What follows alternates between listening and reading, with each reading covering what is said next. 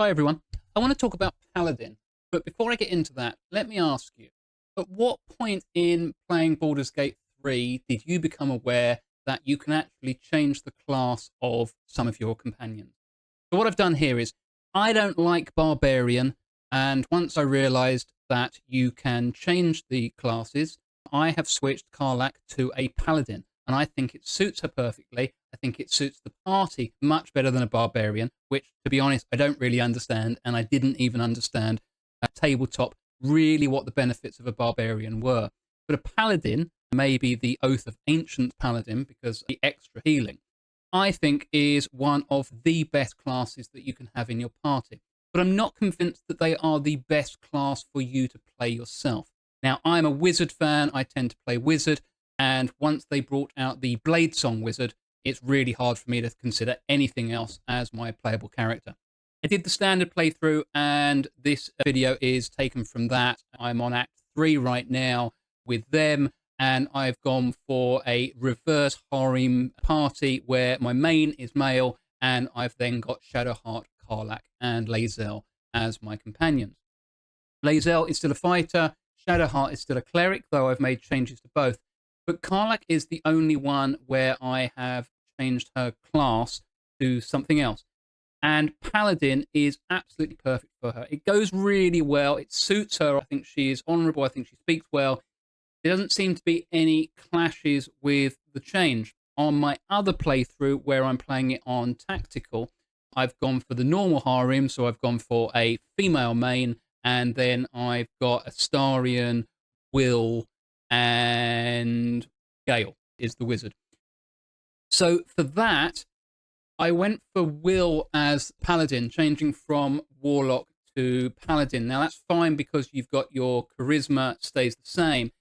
Some of it works, but his storyline is certainly based around having a patron, which is a devil patron based on how a Warlock works. But because Paladin and Paladin and Warlock are charisma based, then what I've done with him is that I've actually taken the Magic Initiate Warlock at level 4 in order to give him a couple of spells whereby I can actually give him Booming Blade and Eldritch Blast. So he's now got as a melee attack cantrip, which works really well. And I think Hex goes quite well there. And because I've played it slightly differently and on tactical, I've actually gone, what's the class that you can go for? Completely forgotten it. It's the Dragon Born Start. He's the Urge. He's the Dark Urge. Urge is what I've called him, Dark Urge. And that's ended up at I'm doing things. I am not a hero right now, and that's forced Will into Oathbreaker. But if you've got issues with taking Warlock, Magic Initiate here, Warlock, if you've got issues with that for a Paladin, then for an Oathbreaker Paladin, then I think it works really well. So I have done it with Karlach, and I have done it with Will. I think it goes really well to do it.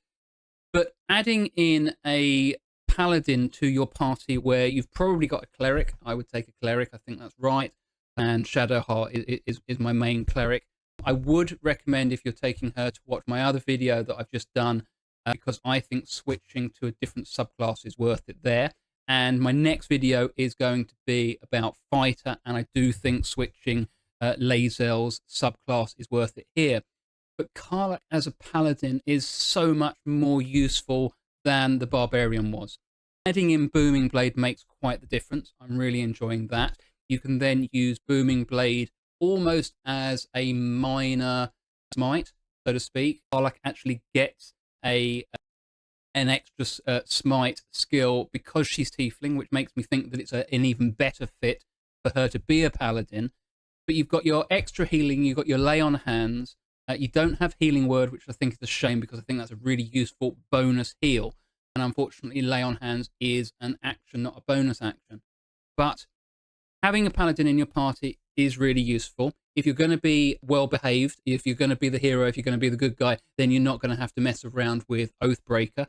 But Oathbreaker is kind of fun as a separate playthrough, and it seems like switching up to play the Dark Urge again as my Bladesong Wizard, but mixing that up, putting Oathbreaker in there, playing with the male characters in my party rather than the female makes for a really different playthrough, and I rather like what it's forcing me to do and how different it is. Unfortunately, I keep killing everybody, which wasn't really my intention, but seems to be the way it's going to go. But that's a lot of fun to deal with. Maybe I'm trying to be the good guy, but I can't help it. But anyway, taking Paladin as instead of Barbarian for Karlach means that you can now go for heavy armor ability efficiency. So now you've got a greater AC. You don't then have to worry about doing a dex build. You can go strength, constitution, and charisma. I'm a big fan of dumping 3 stats and building 3 stats. So whenever I do a character, I will take 3 dump stats. For here, with Paladin, it's going to be dexterity, intelligence, and wisdom. None of them really serve me. You're going to end up with an 8 with that, which means that you're going to have a -1 on your rolls, which isn't too terrible. You're not going to be using them a lot.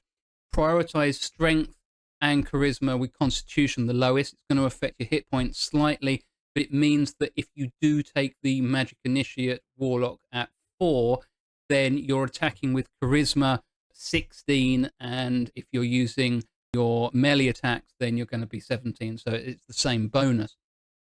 Find that really useful. The fact that you're now getting Booming Blade and you can pick the spells. I think Hex is a good one because you can then bonus action move that to another target.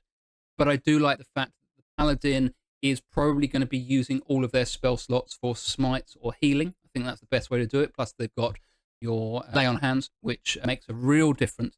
But I take the Magic Initiate Warlock. Had a look at Bard, doesn't seem to give me anything. Had a look at Sorcerer, doesn't seem to give me anything that I really need. So when you get to the level 8 and you're going to take I would do the ability improvements so that you can put strength and constitution up. You're going to be attacking slightly better later on when things are going to more likely have a higher AC, and you're then going to get the extra hit points. But the combination of much better AC, getting the smites, and having healing, I just think the fact that it's also thematically fit with Karlach, it just seems really well. She speaks of hating how it was in hell and everything like that. I don't want to give anything away, so if you're not there yet.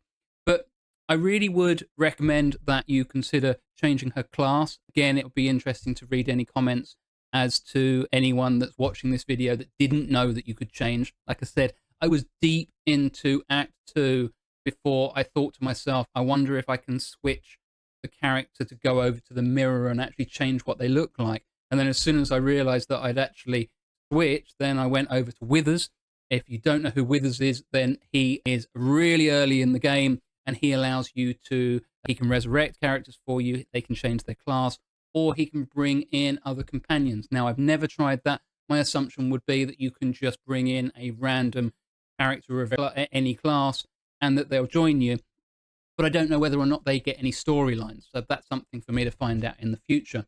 But I think that you're better off sticking with the characters that have a storyline, so switching them to a more useful class. Now, my party composition is my Bladesong Wizard along with a Cleric, and then my 2 melee classes, I've got a Fighter and a Paladin. I don't know how easy it is for anyone to beat that. I've found a way that each of the 4 classes can have an additional attack. Now, check out the Cleric video to see how to do that. Pretty straightforward for Fighter, and Bladesong Wizard gets it, and I think it's the only wizard that gets it, and there's a big benefit to having multi-attack. So if you can get all 4 members of your party to have that, then I think it will make quite a difference for you. Paladin's interesting though. Again, with the Oathbreaker, I didn't know that that was a thing. I didn't see that coming. Will has embraced that, and I think that that works well for him.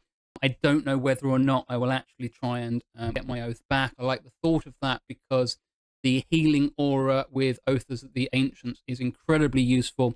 That's going to give you 2 rounds of heal, but if any of your companions within range go down, then that heal will actually get them up and standing again. So that makes a real difference, really helps you. But like I said, put it in the comments whether or not you knew that you can even change the class, because again, I kind of can't believe that I didn't know that. And since I've made those changes, it's been a lot of fun. A bit different with the guys. I'll do a video with that at some point, but I'm still in Act 1 on my 2nd playthrough. So this is based mostly on changing Karlach from Barbarian to Paladin, which I would recommend. Having a Paladin in your party which is really useful for the AC, the lay on hands, and the smites for doing extra damage. Let me know what you think of the video. I'm a big fan of Paladin. I wouldn't play it as my main. I did try it originally, but I am completely sold on Bladesong Wizard. It's my absolute favorite. I played it at the table. I'm playing on 2 playthroughs now as my main. It works really well. It's a lot of fun. Lockpicking's fine. If you take the urchin background on Bladesong, it's really good. Done another video on all the benefits. If you take the mobile feat with it, it's absolutely ridiculous. Again, I've done a video on that, and I will put a link in the description. So thank you very much for watching. If you want to see any other videos like this, then please do subscribe. I've already got the Cleric rebuild out there and fighters to come next, and who knows what I'll be doing next. Thank you very much for watching.